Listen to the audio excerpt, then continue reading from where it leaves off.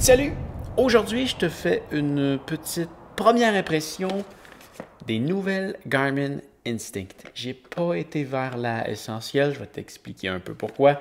J'ai commandé une version AMOLED et une version solaire et voilà, on va voir rapidement qu'est-ce que j'en pense. C'est parti!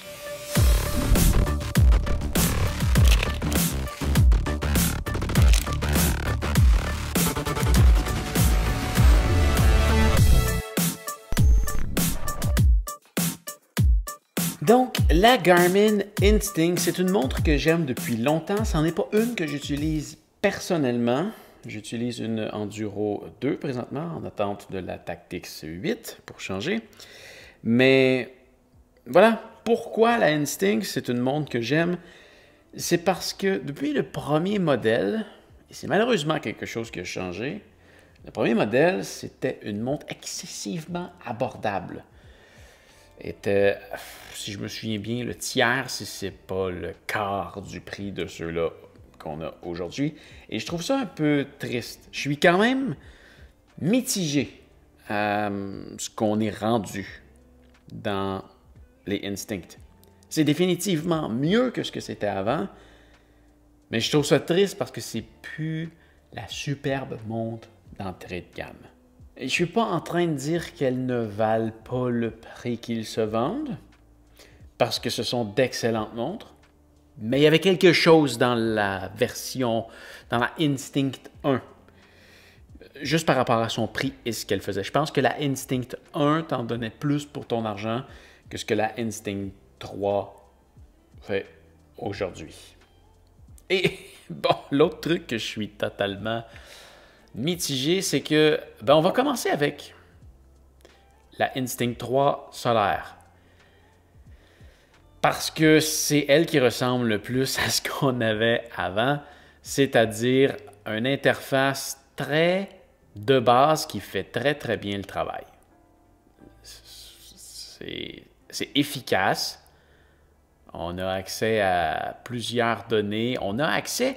Ce que j'aime de cette montre-là, c'est que pour une fraction du prix de ma grosse Enduro 2, écoute, c'est un peu le même principe. Je veux dire, tiens, je vais comparer avec rapidement. Tu vois, sur l'écran d'accueil, on a un paquet d'informations, l'heure, le coucher de soleil, et toutes des informations qu'on peut ajuster, l'altitude, la température, toutes ces choses-là, on retrouve ça sur la page d'accueil. Et quand on vient naviguer dans les widgets, c'est un peu le même principe, tu vois. Tu vois, là, on a la météo. Ensuite de ça, on va avoir les heures de lever et coucher de soleil.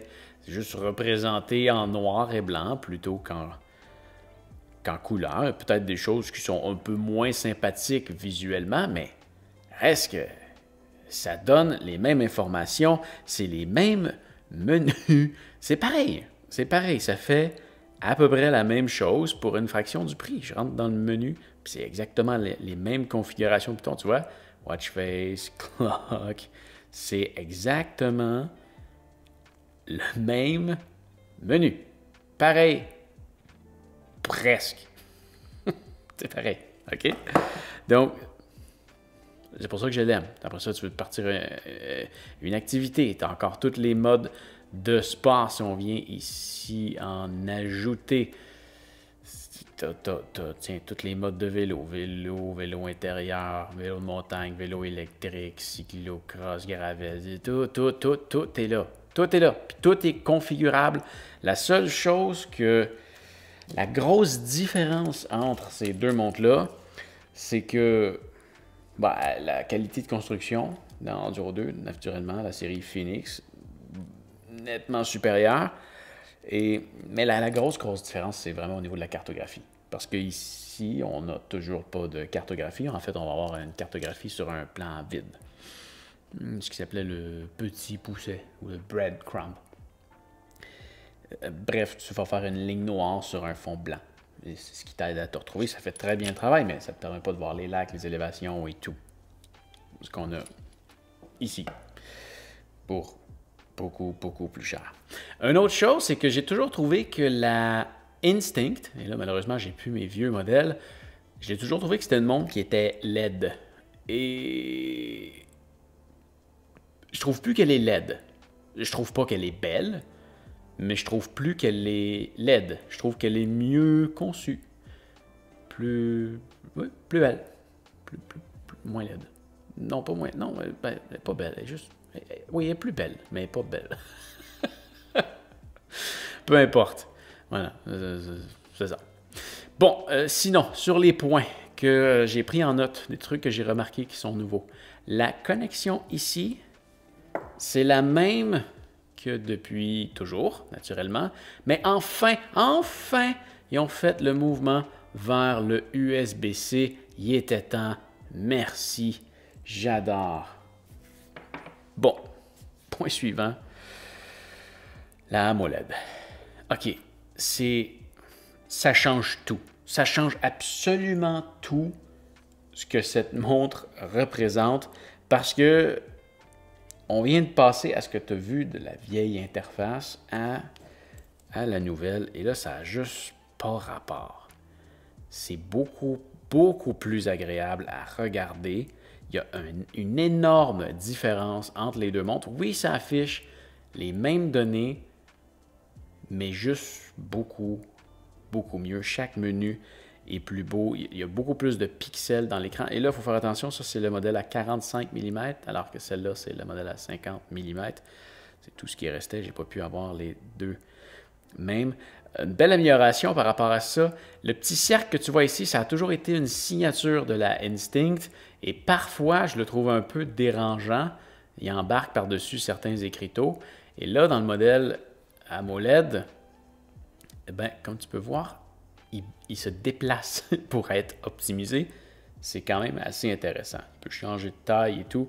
Ça garde la signature de la Instinct, mais c'est beaucoup plus agréable à regarder. Mais c'est ça, ça l'amène la montre complètement ailleurs. Juste au niveau visuel. Et ça me chicote un peu. Parce qu'elle est réellement plus belle, ça fait en sorte que l'autre, elle a l'air d'une vieille patente. C'est la première fois que j'ai une hésitation à aller vers l'écran AMOLED. Je préfère toujours les écrans MIP parce que ça fait très bien le travail. C'est moins gourmand en batterie, donc ça donne une batterie qui dure plus longtemps et c'est tout.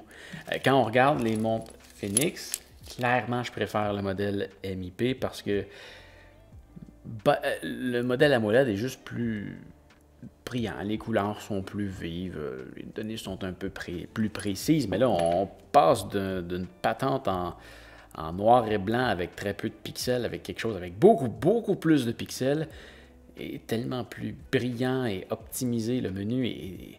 C'est le même, mais il est beaucoup mieux représenté. Donc, ouais, je suis mitigé. J'ai l'impression que peut-être... Non, je pense pas. Si j'avais une... je sais pas. Je sais pas. Peut-être que j'irais plus vers le modèle AMOLED parce qu'il est réellement plus intéressant visuellement. Et c'est ce qui fait en sorte que ça l'amène beaucoup plus proche d'une montre Fenix qui est beaucoup plus chère et ça rend la montre beaucoup plus comparable.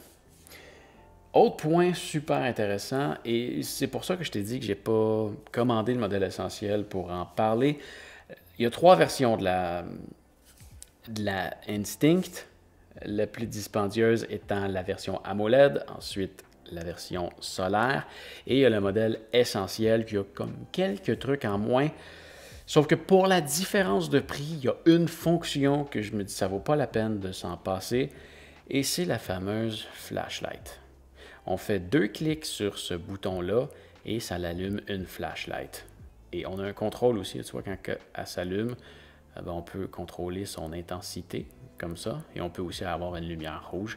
Et c'est disponible sur les deux montres, c'est pas disponible sur le modèle essentiel. Mais ça peut avoir l'air ridicule, là, mais une fois que tu as commencé à te servir de ça, tu ne veux plus t'en passer. C'est absolument génial. Je m'en sers à tous les jours. Carrément. C'est génial. Prochain point. Ah bon, c'est toujours un 10 ATM au niveau de la résistance à l'eau. Donc, c'est super étanche. C'est complètement génial. Ça veut dire que tu peux la mettre à ton poignet et à peu près jamais te soucier de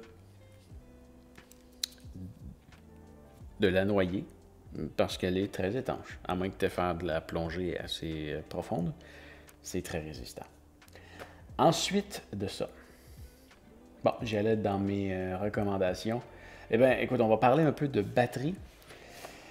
J'ai pris des données ici. On va y aller pour la 45 mm.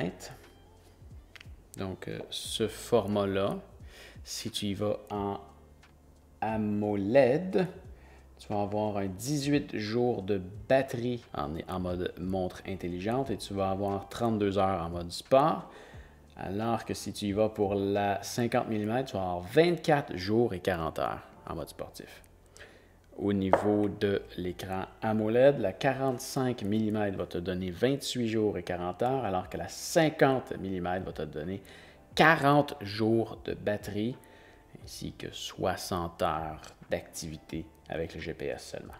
C'est hot. C'est hot. J'ai plus que ça.